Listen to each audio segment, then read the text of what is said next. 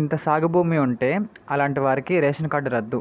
కొత్త రూల్స్ మనకైతే రావడం జరిగిందండి. వీటి గురించి తెలుసుకుందాం. అంతకంటే ముందుగా మన ఛానల్ కొత్తగా వచ్చినట్లయితే సబ్స్క్రైబ్ బటన్ బెల్ ఐకాన్ అలా పెట్టుకోండి. ఖచ్చితంగా ఈ వీడియో క్లిక్ చేసినప్పుడైతే మరింత మందికి అయితే వీడియో షేర్ అవుతుంది. మన ఛానల్కి అయితే మీకు సపోర్ట్ అనేది ఈ విధంగా కోరుకున్నానండి.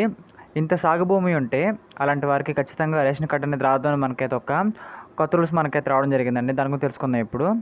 ఇక్కడ మనం చూసినట్లయితే భారత ప్రభుత్వం తన పౌరుల జీవనశైలి మెరుగుపరుచుకోవడానికి ఒకటి లేదా మరొకటి పథకాలను ఖచ్చితంగా అమలు చేస్తుంటుందని చెప్పుకోవచ్చండి. ప్రభుత్వ పథకాలను ప్రజలకు నేరుగా చేరవేయడానికి ప్రభుత్వం అనేక వనరులు కూడా మనకైతే కొనసాగిస్తుంది. దానికోసం చూసినట్లయితే దీనివల్ల ఉన్నత వర్గాలకు అదేవిధంగా అట్టడుగు వర్గాలకు కూడా వివిధ రకాల విభజించే పని కూడా మనకి చేసిందని చెప్పుకోవచ్చండి. అదేవిధంగా ఈ కారణంగా ప్రభుత్వం ఏపీఎల్, బీపీఎల్ రేషన్ కార్డుని అయితే రూపొందించింది చెప్పుకోవచ్చండి.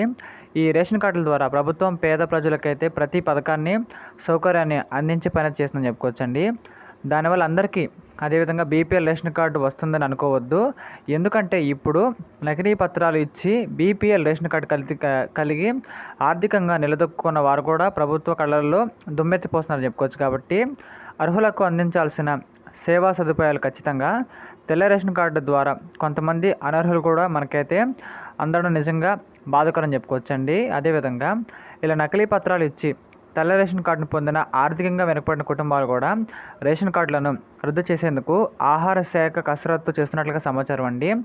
చాలా సందర్భాల్లో ఇలా తప్పు చేసినందుకు చట్టపరమైన కేసులు పెట్టే అవకాశం ఉంది. కాబట్టి అంతకుముందు మీ రేషన్ కార్డులను అదేవిధంగా మీ యొక్క కార్డులను సరెండర్ చేయాలని కూడా చెబుతున్నారండి. మీరు రైతులు అయినప్పటికీ మీకు ఎంతకంటే ఎక్కువ భూమి ఉంటే మీకు కూడా తెల్ల రేషన్ కార్డు అనేది రాదని చెబుతున్నారండి.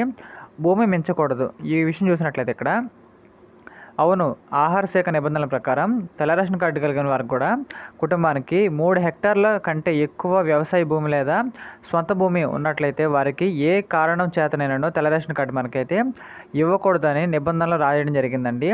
కాబట్టి మీరు వ్యవసాయదారుడే అయినప్పటికీ ఈ నిబంధనల ప్రకారం మీరు ఈ యొక్క భూమి కంటే ఎక్కువ భూమిని కలిగి ఉన్నట్లయితే మీకు తెల్ల రేషన్ కార్డు జారీ చేయబడదు. మరియు మీ వద్ద ఇప్పటికే ఉంటే వెంటనే దాన్ని సరెండర్ చేయడం లేకపోతే మీ యొక్క రేషన్ కార్డుని రద్దు చేయబడుతుంది. కాబట్టి మరియు మీ అధికారుల నుండి హెచ్చరికను కూడా మీరు ఖచ్చితంగా పొందే అవకాశం చెప్పుకోవచ్చండి. ఈ విధంగా మనకైతే ఇక్కడ తెల్ల రేషన్ కార్డు వాళ్ళు కూడా కొంతమంది క్యాన్సిల్ అయ్యే అవకాశం ఉందండి. ఇలాంటి మరిన్ని కరెంట్ అఫైర్స్ కోసం మన ఛానల్ని లైక్ చేయండి, షేర్ చేయండి, సబ్స్క్రైబ్ చేయండి ఖచ్చితంగా. Thank you.